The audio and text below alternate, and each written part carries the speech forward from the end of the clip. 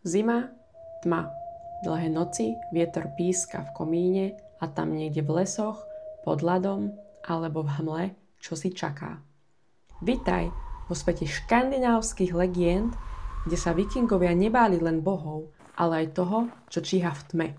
Dnes ti porozprávam o jednom z nich. Mám ich pripravených dohromady 5. 5 mýtických bytostí zo severu Európy, ktoré ťa donútia dvakrát zamknúť dvere.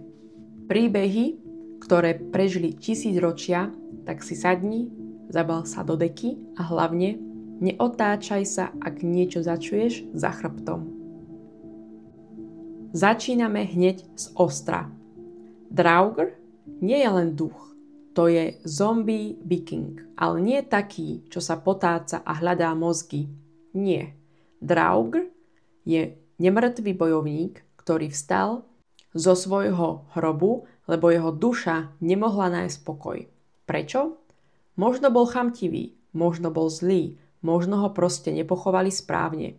Ale keď vstal, nebolo to nič pekné. Silný ako 10 chlapov. Vie zväčšiť svoje telo, prechádzať stenami a smrdí po smrti.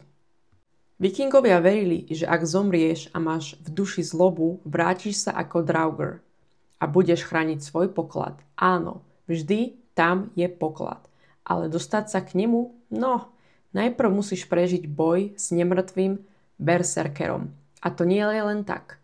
Poďme sa do tohto príbehu ponoriť spolu.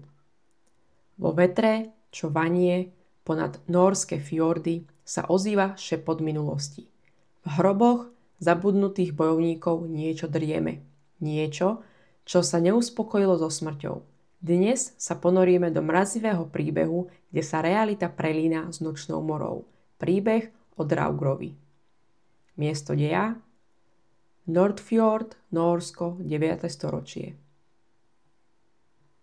V severnej dedine Leikanger, obklopenej ostrými štítmi hôr a hmlov, ktorá nikdy nezmizla, žil pred stáročiami muž menom Erik Skugginsson.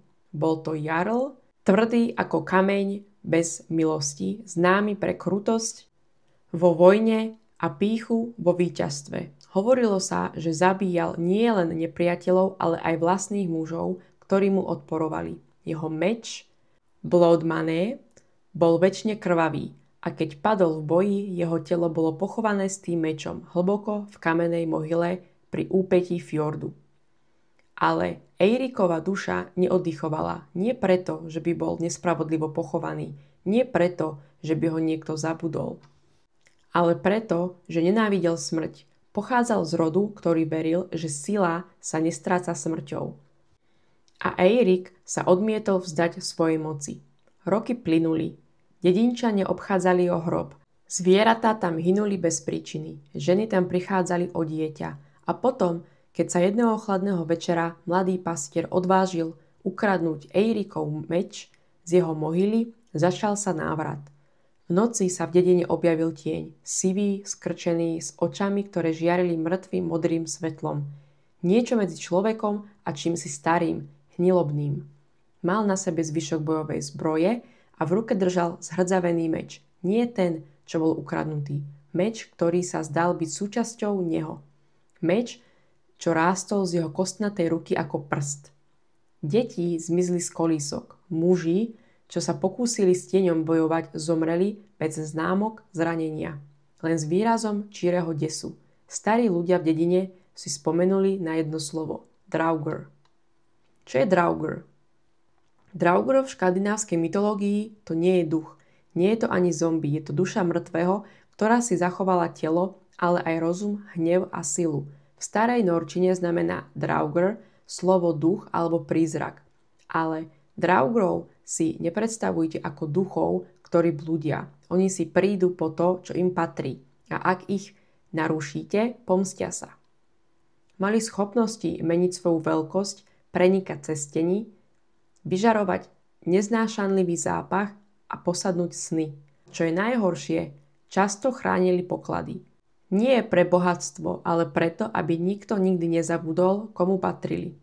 Legenda hovorí, že dedina Leikanger bola jedného dňa opustená. Nik nevedel prečo. Len jedna žena, ktorá prežila, si nechala na chrbát vyrezať runy. Ten, kto berie, dáva život. Meč sa nikdy nenašiel, ani hrob. Ale keď sa dnes loďky približujú k Nordfjordu, za hustej hmly vraj sa z vody vynorí tieň, čo kráča po hladine a z hĺbky sa ozýva dutý, dávny hlas. Ja ti ďakujem za vypočutie tohto krátkeho príbehu. Môžeš sa tešiť ešte na ďalšie 4. Daj mi vedieť, ak by si chcela počuť nejaký príbeh zo Škandinávie ohľadom nejakých bytostí alebo nejakých mysterióznych príbehov, o ktorých si možno niekedy počula, ale nevieš detaily, alebo chceš, aby som to možno previedla vlastnými slovami do môjho príbehu. Pre vás ešte ti prajem pekný deň a nezabudni. Tie najväčšie príbehy sa rodia práve vtedy, keď sa nikto nepozerá.